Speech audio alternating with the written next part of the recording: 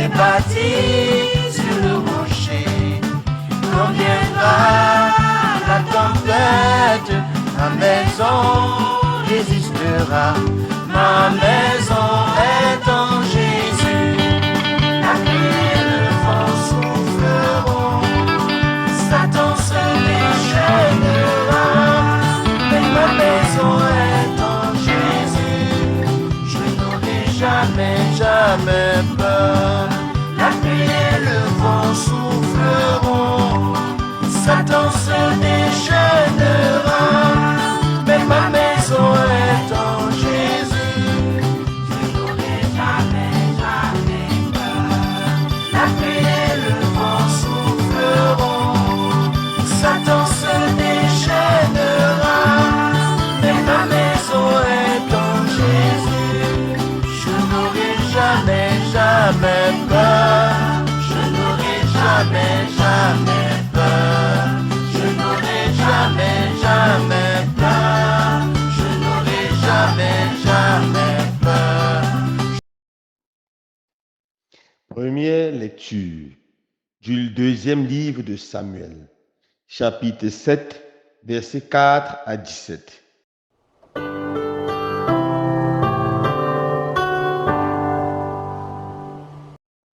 Cette nuit-là, la parole du Seigneur fut adressée à Nathan.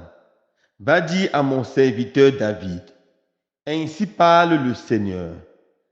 Est-ce toi qui me bâtiras une maison pour que j'y habite? Depuis le jour où j'ai fait monter d'Égypte les fils d'Israël et jusqu'à ce jour, je n'ai jamais habité dans une maison. J'ai été comme un voyageur sous la tente qui était ma demeure. Pendant tout le temps où j'étais comme un voyageur parmi tous les fils d'Israël, ai-je demandé à un seul des juges que j'avais institué pasteur de mon peuple Israël, pourquoi ne m'avez-vous pas bâti une maison de cèdre? Tu diras donc à mon serviteur David, ainsi parle le Seigneur de l'univers. C'est moi qui t'ai pris au pâturage derrière le troupeau pour que tu sois le chef de mon peuple Israël. J'ai été avec toi partout où tu es allé. J'ai abattu devant toi tous tes ennemis. Je t'ai fait un nom aussi grand que celui des plus grands de la terre. Je fixerai en ce lieu mon peuple Israël. Je l'y planterai. Il s'y établira et ne tremblera plus. Et les méchants ne viendront plus l'humilier, comme ils l'ont fait autrefois, depuis le jour où j'ai institué les juges pour conduire mon peuple Israël. Oui, je t'ai accordé la tranquillité en te délivrant de tous tes ennemis. Le Seigneur t'annonce qu'il te fera lui-même une maison. Quand tes jours seront accomplis et que tu reposeras auprès de tes pères, je te susciterai dans ta descendance un successeur qui naîtra de toi, et je rendrai stable sa royauté. C'est lui qui bâtira une maison pour mon nom, et je rendrai stable pour toujours son trône royal. Moi, je serai pour lui un père, et il sera pour moi un fils. S'il fait le mal, je le corrigerai avec le bâton, à la manière humaine. Je le frapperai comme font les hommes, mais ma fidélité ne lui sera pas retirée, comme je l'ai retirée à Saül, que j'ai écarté de devant toi. Ta maison et ta royauté subsisteront toujours devant moi. Ton trône sera stable pour toujours. Toutes ces paroles, toute cette vision, Nathan la rapporta fidèlement à David. Parole du Seigneur. Nous rendons grâce à Dieu. J'ai bâti ma vie sur Jésus le rocher. Je n'aurai plus jamais peur.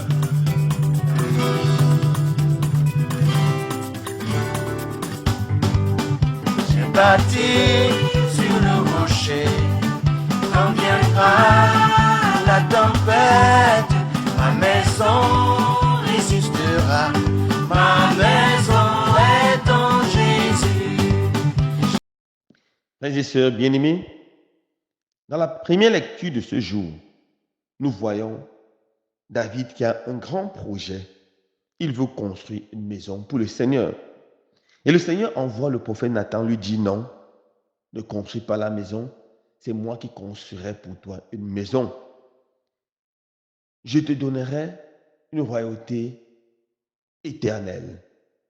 De tes descendants, je ferai surgir quelqu'un qui sera le roi, le berger d'Israël et le sauveur du monde. Pourquoi Dieu a-t-il promis déjà à David d'être l'ancêtre de Jésus? Parce qu'en fait, ce roi, c'est le Christ lui-même. C'est pour ça que le Christ est de la lignée de David, de la souche de Jessé. Pour bien comprendre pourquoi le Seigneur a eu tellement de faveur envers David, nous devons d'abord regarder un peu la première lecture d'hier. Dans la première lecture d'hier, David décide de faire monter l'arche jusqu'à sa cité, jusqu'à Sion, la cité de David. Et cette procession est tellement grande, tellement magnifique. Lorsque l'arche de Dieu quitte la maison d'Obed-Édom pour monter jusqu'à la cité de Dieu, David organise une grande célébration dans la louange, dans l'action de grâce. Et beaucoup de bœufs de taureaux sont sacrifiés au bon Dieu. C'est tout le peuple qui chante, danse, exulte de joie. Bien sûr, à sa tête, le roi David, qui était un fou amoureux du Seigneur, qui connaissait louer et célébrer le Seigneur. Par cette louange, David a séduit le cœur de Dieu et s'est ouvert à la faveur, à la grâce de Dieu. La première chose pour faire craquer le cœur de Dieu et obtenir la grâce et la faveur du Seigneur, c'est d'apprendre à louer le Seigneur. Et c'est ça justement la grandeur du roi David. Être capable de louer, de bénir, de célébrer le Seigneur, célébrer le Dieu d'Israël. Voilà la première et la plus grande chose. Deuxième chose, David a eu de la compassion pour Dieu. Il s'est rendu compte qu'en tant que roi, il avait une belle maison. Et beaucoup de ses notables avaient des belles maisons. Mais l'arche du Seigneur siégeait dans une petite maison faite en tente. Et il a dit, mais comment moi je peux être dans une maison aussi grande, aussi somptueuse, aussi belle? Et mon roi, mon Dieu, est simplement dans une tente. Je dois lui bâtir une grande tente, une grande maison, un sanctuaire, un temple. Il faut que ce soit la maison la plus imposante de tout le royaume, car c'est la maison du Dieu des dieux, du roi des rois. Le Seigneur est content de cette attitude de David. David veut faire plaisir à Dieu. Voilà ce que le Seigneur voit dans le cœur de David. David veut faire plaisir à son roi. Mais le Seigneur dit à David, tu ne me bâtiras pas une maison, c'est moi qui vais te bâtir une maison. Ce qui fait la grandeur de David, c'est non seulement il connaissait louer le Seigneur, mais il cherchait tout pour faire plaisir à Dieu. Il voulait voir Dieu heureux, il voulait voir Dieu sourire. Voilà pourquoi il veut bâtir pour le Seigneur une grande maison, un grand temple. David veut donner le meilleur de lui et le meilleur de tout le royaume à son Dieu, à son roi. À ce niveau, mes frères et sœurs, nous comprenons les deux façons pour séduire le cœur de Dieu. Premièrement, être capable de louer le Seigneur, de bénir le Seigneur, de célébrer le Seigneur. Et deuxièmement, chercher tout moyen pour faire plaisir à Dieu en lui donnant le meilleur de nous. Et la meilleure chose que le Seigneur attend, c'est notre vie purifiée, notre vie sanctifiée. Ce que le Seigneur attend, c'est que notre vie reflète sa beauté, sa grandeur et sa splendeur. Mon frère, ma soeur, tu connais déjà les deux secrets pour louer le Seigneur. La louange. Que la louange habite ta vie. Que tu commences tes journées dans la louange, dans l'action de grâce comme David. Que dans ta vie, tu cherches tout moyen pour faire plaisir au Seigneur. Ne donne pas les restes, ne donne pas les miettes, ne donne pas ce qui ne vaut rien au Seigneur. Donne ce qui te coûte à Dieu et le Seigneur te donnera au centuple. Et des projets grands pour ton Dieu. Engage-toi dans ta paroisse. Engage-toi dans ta communauté chrétienne. Engage-toi dans le service des pauvres, des faibles, des malades. Donne le meilleur à Dieu qui est au milieu de toi par son Église, qui est au milieu de toi par les pauvres, les faibles, les abandonnés, les laissés pour compte. Et tu verras comment le Seigneur va te combler de grâce et de bénédiction. Il ne bénira pas seulement toi, mais il bénira tes descendants. Il bénira tout ce que tu aimes. Et tu verras toi-même la gloire de notre Dieu.